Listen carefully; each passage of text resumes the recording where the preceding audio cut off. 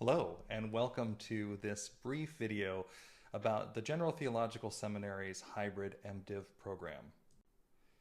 My name is Michael DeLashmutt. I'm the Senior Vice President for General Theological Seminary, the Dean of the Chapel of the Good Shepherd, and a theology professor on the faculty. I've been at General Seminary now since 2016, and in those almost 10 years, I've seen General Seminary change and grow and seen the birth and launch of this hybrid Master of Divinity program, a program that I am so excited to share with you about today. Before we get into the Hybrid M.Div program, I want to share a little bit about the history of General Theological Seminary. We were founded in 1817, making us the oldest continuously operating seminary within the Anglican Communion. We've been operating out of our home in Chelsea Square in Manhattan since the early 1820s, when the land was gifted to the Episcopal Church by the family of Clement Clarke Moore, the author of 'Twas a Night Before Christmas.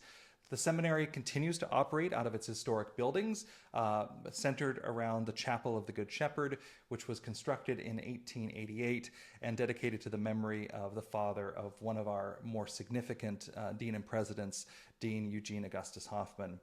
We are a seminary in the middle of the city. We are a seminary around which the Chelsea neighborhood grew up and in many ways receives a lot of its character and identity. And we're looking forward to having you join us here in our historic home. The mission of the General Theological Seminary is to educate and form leaders for the church in a changing world.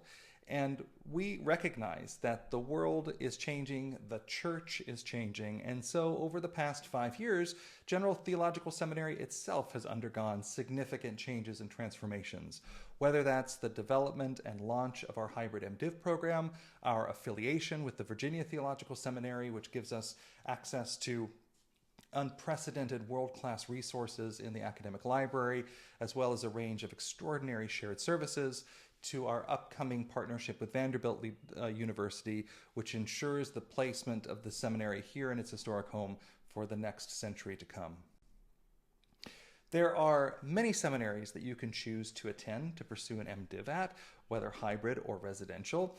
And when we think about General Seminary, we are committed to ensuring that even though our program model has changed, we are consistent with the historic ethos of the institution. And as we look at ourselves in the long scope of history, four ethos statements have emerged as distinctive characteristics of not only our program, but the seminary itself. First of all, we are an urban seminary. As I mentioned before, we are located in the Chelsea neighborhood of Manhattan. We're the little seminary around which the greatest city in the world grew up. And when you come to General Seminary for our intensive courses, which are scheduled in May and August here in the city, or if you come back for an alumni or continuing education event in the first 2 weeks of June every year, your presence in New York City is, you can't ignore it. And so we want to ensure that students, while they're here, are drawing from the incredible resources that you can only have access to in New York, whether that's guided tours of the Metropolitan Museum of Art as part of your liturgics courses, whether that's visiting something like the Siemens Church Institute at Port Elizabeth as part of your mission courses, whether that's exploring the culture and the music, and the theater and the food of the city with your classmates at the end of a long intensive day. We want to ensure that you can find yourself at home and immersed in New York City. We're an Anglican institution, not simply because we are, again, historically the oldest continuously operating seminary in the Anglican Communion, but that Anglican ethos is reflected in our approach to worship, to spirituality, in our curriculum, in the character that we teach our program, and of course, our MDiv is a program that is open only to those students who are part of either the Episcopal Church or one of our full communion partners. Like so many institutions of higher learning, we also trace our origins to the Benedictine tradition. And what that means for us today as a non-residential seminary, as a hybrid seminary, is really two sets of concepts. The first is a commitment to welcome and sending, where during these intensive courses on the close, we want to ensure that students feel welcomed and part of the community that is already here, and we take hospitality really seriously. And yet, at the same time, at the end of those intensive weeks, we're sending you back home to continue to do the ministry that you're already doing in your home ministry context. We're also committed to a rhythm of worship and service, or worship and work. So while you're here on the close, for your intensives in particular, there's chapel 3 times a day, morning prayer at 8:30, Eucharist at noon, evening prayer at 5:30, sometimes compline at 8 o'clock. There's a regular rhythm of worship and common prayer that's part of our shared life together, and something that many of our students continue to practice online or in their own home context when they go back home after the intensives. And also while you're here, there's a great deal of work that you'll be doing, whether that's actually working and serving in the Chapel of the Good Shepherd, or simply the coursework that is involved in taking a graduate level theology course. There's going to be a rhythm of work and service, worship and service rather, that is part of your intensive life here at General Seminary. And lastly, we identify as a contextual seminary. Our ethos is one that's contextual. Historically, General Seminary has always been interested in forming leaders to serve within the church, whether that's looking back to the late 19th century, where our professor of practical and pastoral theology was duly appointed as the rector of St. Peter's, Chelsea, whether that's stories of students in the 1920s going down to Wall Street and beyond to engage in ministry among seafarers in downtown Manhattan, whether that's our faculty and student response to the tragedy of 9/11, or the development of the Wisdom Year in the mid-2010s. The seminary has always been interested in how students engage theology, engage theological work while in seminary. Your context, the context of ministry, matters. And we've doubled down on context as a significant aspect of what it means to be a student at General Seminary, because we believe that what God is already up to in your home ministry context is something holy and significant, and something that we are eager to partner alongside of you in. So let me begin by now talking a bit about the Hybrid M.Div program at the General Theological Seminary, how it was developed, what its characteristics are like, and what it looks like to be a student on the Hybrid M.Div program.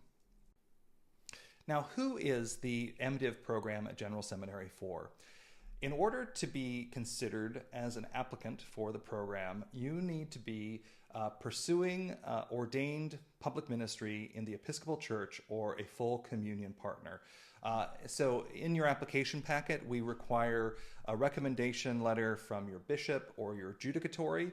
You can either be at the very early stages of the process. Even an aspirant could be considered for application, as long as the bishop or judicatory is aware of and approves of your pursuit of this program.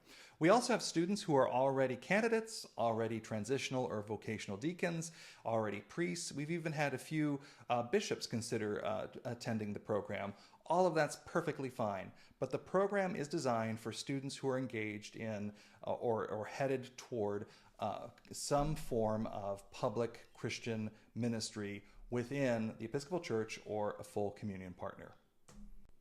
The curriculum of the Hybrid M.Div program is a 78-credit Master of Divinity degree designed to be taken over 3 or 4 years.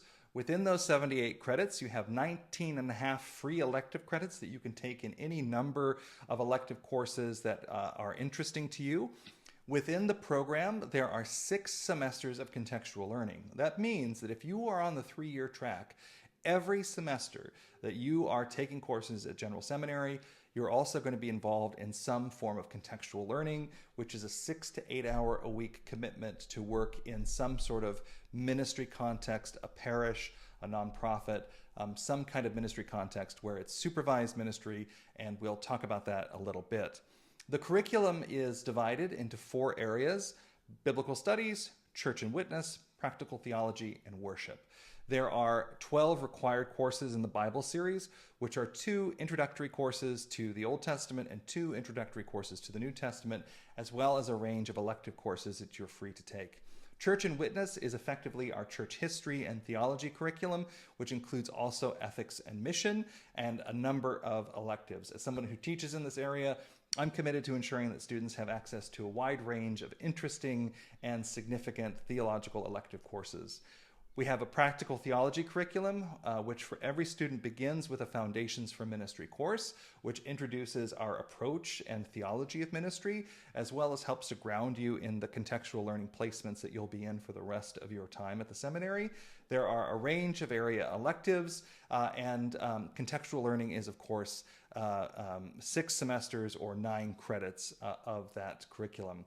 And then finally, in worship, we have courses in liturgy, courses in the history and theology of liturgy, courses in music, courses in preaching, and a range of elective courses that center around the theology and practice of ministry. The course is designed, as I mentioned before, to be taken in either 4 or 3-year pathways. Students who are taking the 4-year pathway or the 3-year pathway all begin with an intensive course in the August of the first year. And that August intensive course is always going to be the introduction to liturgy and worship, which also includes our orientation into the program. In your fall semester, you'll take an introduction to either the Old Testament or the New Testament, depending on the year. You'll take an introduction to theology course, you'll take Foundations for Ministry, and you'll likely also be in your first CXM or contextual ministry placement. Those on the 3-year path will also take an elective course in that first semester. Your first January, if you're in the 3-year path, will be an introduction to preaching course that is not taught here in New York, but rather taught on our campus in Alexandria at the Virginia Theological Seminary. And the reason why we want students to front-load preaching, as it were, in the curriculum and to begin to take a preaching class in that first semester is that because so many of you are going to be involved in field education right from the get-go, we want to ensure that you both have a grounding in biblical studies, which is why that first semester includes an Intro to Bible course, as well as a grounding in homiletics, so that you can effectively engage in preaching in your CXM site from the very beginning of the program. The first spring semester will continue that scripture introduction course, either Old Testament or New Testament, depending on the year. Instead of Intro to Theology, you'll take an Intro to Church History course. You'll have space for an elective. Many students opt to take a liturgy, a history and theology of liturgy course instead of a free elective in that first spring semester. And of course, you continue with your CXM or contextual ministry programming.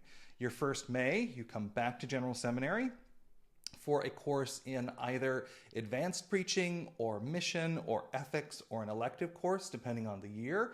Some students will opt to take summer programming, which tend to be compressed or asynchronous courses that are largely taught just in the month of June. Some students also elect to take CPE in their first or second, and in some cases, third summers. And that rhythm continues with courses in New York in August, courses in Alexandria in January, courses in New York in May, online courses in the fall and spring semesters, and a compressed June or summer course offering every year for the next 3 to 4 years. It is a lot of work. It is graduate theological education. And yet you'll be joining a program where there are students just like you who have caregiving responsibilities either for their own children or for their parents or others in their lives, careers, whether full-time or part-time, and the complexities of modern life. Be assured that you are not alone if that's you, and you're in a program that has been designed with that kind of busy schedule in mind, and your faculty are eager to walk with you and work with you and help you to succeed in this rigorous program. Let me chat now about some of the distinctive aspects of the program, which include the contextual learning program and our mentor team structure, a bit about the synchronous and asynchronous courses that I mentioned earlier, and something about the in-person residential experience and cohort-based formation. As the faculty was imagining the Hybrid M.Div program as early as 2019, when we were first experimenting with technology-assisted learning in our Doctor of Ministry program, we arrived at 4 commitments that inspired the design of the program and continue to feature in the program today. The first commitment is a commitment to access. We wanted to make sure that the wealth of resources, the 200 years of resources at General Seminary, were available and accessible to students regardless of their capacity to afford to come and relocate to New York City. We wanted to take General Seminary to them and make this program as accessible to people as possible. We wanted to center the program around the work that the Holy Spirit is up to in your place of ministry today, and emphasize that your context for ministry, where you're already at work in your diocese, in your community, in your church, is a place where we want to come alongside and partner with you. Your context matters in this program. We also surveyed the needs of the church, and at the time we recognized that there wasn't an accredited MDiv leading hybrid program on the eastern seaboard for the Episcopal Church, and we wanted to develop that program, recognizing that that was an expressed need by the churches, the dioceses within provinces 1 to 4.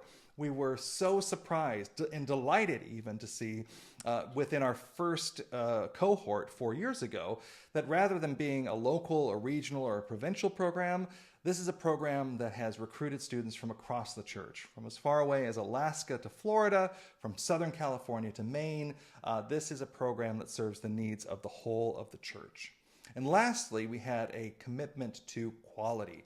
Quality in instruction, quality in formation, quality in the technology that we use. We are a faculty that's deeply committed to pedagogical excellence, and we see that in our own internal and external assessment data. We're constantly tweaking and improving the program to ensure that it exceeds the expectations and needs of our students. So a commitment to this program is that you will be learning as you are doing. Contextual learning is really at the center of your education and formation. Again, that's 6 to 8 hours a week for every semester that you're in the program for the 3-year program. And this contextual learning program is one that's not just hours on the clock. It's actually a deeply structured and well thought out approach to leadership formation for the Episcopal Church today. So let me chat about this. The first thing is every student who's in contextual learning is part of a mentor team. And this is really some of the, I think, the genius behind the program. And the whole mentor team and contextual learning design is the product of our incredible professor of practical theology and director of contextual learning, April Stace. And April took what she had learned in developing a coaching model in our Doctor of Ministry program, had taken what she had learned by looking at and learning from competency-based approaches to theological education, and what she had seen in CPE and chaplaincy programs, and combined it all together to create our contextual learning framework. At the core are these mentor teams. Every student is part of a mentor team that meets for an hour every month during the academic terms in the fall and the spring. The mentor team includes the student, a longtime friend or mentor of the student, someone who can come alongside them and help them to show up as they truly are in these mentor team meetings, their contextual learning supervisor, their site supervisor, and a faculty mentor. So as a faculty member, I have 12 or 13 mentees that I meet with monthly for 1-hour meetings, and honestly, they are some of the highlights of my month. It's a time where you can chat about what you're learning in the classroom and how it applies to what you're learning or doing in contextual learning, where you can talk about the highs and lows, the successes and challenges of balancing all the various components of your life and seminary on top of it. It's a place where you might share a sermon or a video of a sermon and receive some feedback, or a chance for you to get encouragement or receive prayer from people who are committed to you, committed to your success as a seminarian. These are meetings that the seminarians themselves set. They design the agenda. They ensure that the meetings happen. They send out the link. It's a great opportunity to practice kind of taking initiative for these kinds of regular meetings. Part of that curriculum of the contextual learning program is a commitment to very clearly articulated learning goals that are assigned for each semester. Every semester in CXM, a student picks 3 learning goals from a list of competencies that are based on a standard framework of theological education competencies developed by the Anglican Communion. And with those 3 competencies, the idea is that each semester you will demonstrate how you have engaged with or learned or developed in those particular ministry competencies, which can be everything from how to deal with buildings and grounds, how to manage a nonprofit budget, how to run a vestry meeting, how to engage in intergenerational ministry, as well as spiritual formation, or the more kind of ephemeral elements of theological education. All of these are part of that approach to contextual learning, which ensures that students aren't simply spending time on the clock in the parish, but are actually learning, growing, and talking about and remaining accountable for their learning and growth throughout their seminary program. During the academic semesters, which are in fall and spring, 12 or 13 weeks each, you'll also be engaged in a variety of synchronous and asynchronous courses. Most of the courses are going to be largely synchronous, which means that if you're in, for example, my 3-credit theology course, you'll spend an hour a week in some kind of synchronous seminar, an hour a week in some sort of synchronous lecture setting, and then you'll have a couple hours a week of self-directed or faculty, or in my case, my professor-directed learning on the learning management system. And that can include everything from some videos, some reflective writing, designing interactive projects, any number of things go into this. And these courses are dynamic and really well thought out. As a faculty, we are committed to what we call teaching with a ministry horizon in mind. This doesn't cheapen the academic or rigor of our program, but rather it acknowledges that what we're offering you is a chance to draw from the wealth of this heritage and tradition that we have, and to ground it in the day-to-day life of Christian leadership today. And so, for example, Dr. Eric Thomas, our professor of Bible, in his 4 introductory courses to Scripture, has students design, or rather write, 4 book commentaries for books of the Bible in each of the 4 courses, so that at the end of the 2-year series, you'll have written 16 book commentaries on books of the Bible. Now, you might think, well, that sounds like pretty rigorous and academic stuff, and it absolutely is. But the purpose of these commentaries is to leave you with a resource that you can continue to go back to in your own ministry. In my own courses, although certainly I have students write academic papers, but I also have them write sermon series or social media plans or adult forum series, or sometimes compose songs or sets of music, or do paintings or creative exercises. The point is, we want you to demonstrate not just your ability to write exegetical or historical or theological papers, but to bring what you're learning to bear to ministry in the 21st century. There's also a strong commitment to formation in residential physical community. And one of the things that sets General Seminary's hybrid program apart from others is our continued operation and presence in our historic home in Chelsea Square. So when you're here, you're worshiping alongside us in a community that's been worshiping in a pattern of worship that has remained very similar for the past 130 years. You might join the Chimers Guild and play the 15 tubular chimes in our chapel. You'll certainly participate in any of the many services that we offer throughout the week. You'll learn about the goings-on of a sacristy, and you'll do so in a joy-filled, loving, supportive community of people who are excited to be here in New York and in seminary together. And also, you'll have opportunities to engage in some of the incredible opportunities for cultural enrichment that only New York City can offer, whether that's going to see a Broadway show or a Mets game or attending a museum like the Tenement Museum or the Metropolitan Museum of Art. There are plenty of opportunities to engage in New York City as part of your MDiv program at General Seminary. In addition to contextual learning and online learning and the experience of formation here on the Close during the intensives, students are also formed through the experience of being part of a cohort. Every new crop of students joins a cohort of between 15 and 25 students. And that cohort, you'll meet them in your first intensive class, and you'll continue to take courses together throughout your time in seminary. Now, there are also plenty of opportunities to engage with and learn from and get to know other cohorts as well. But this cohort that you're a part of will become sort of your learning community. And I have to say, I have been delighted to see how our students within the cohorts continue to support each other throughout the whole of their program. There are WhatsApp groups, there are Discord servers, there are online Compline offerings that cohorts develop throughout the semester. Cohorts have organized baby showers for fellow students who have recently had children. Cohorts have organized healing prayer services for students who are going through physical crises and need the companionship of prayer. These cohorts are active and dynamic learning communities spread across the country. And what's amazing about learning in a cohort as part of your MDiv program is those same skills that go into creating this community and nurturing this community and receiving support from this community.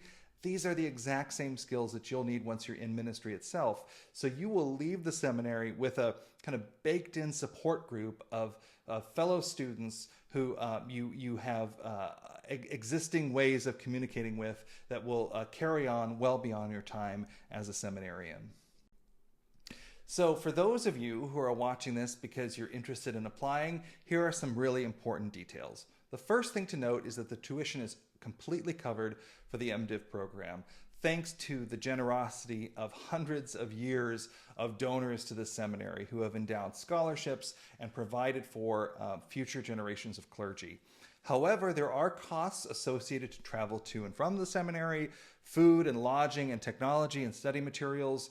Generally speaking, it's about $1,500 of food and lodging per week for one of the residential intensives. So if you can imagine 3 of those per year, that's between $600 and $7,500 a year that you should budget for the intensives themselves. And on top of that, any travel, technology, or study materials that you might need. I'm afraid we are not a program that participates in any federal Title IV student loan programming, which means that if you are hoping to defer loans that you might be bringing with you, this is not an eligible program for that. And we're sorry for that inconvenience, but we want you to know that ahead of time.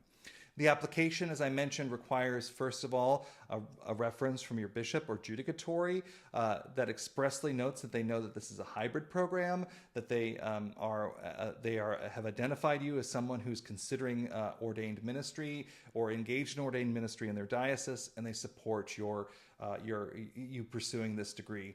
Additionally, we look for professional or personal or academic references, but all of those details are available online.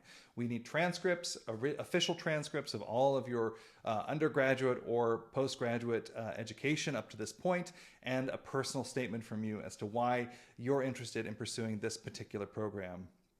We have a final deadline for applications, the 31st of March, but we also make application decisions on a rolling basis throughout the year, at the end of the calendar year in sort of mid-December, as well as in late January and February. So the earlier you get in, the more likely you are to be considered for application. We tend to be very much oversubscribed in this program.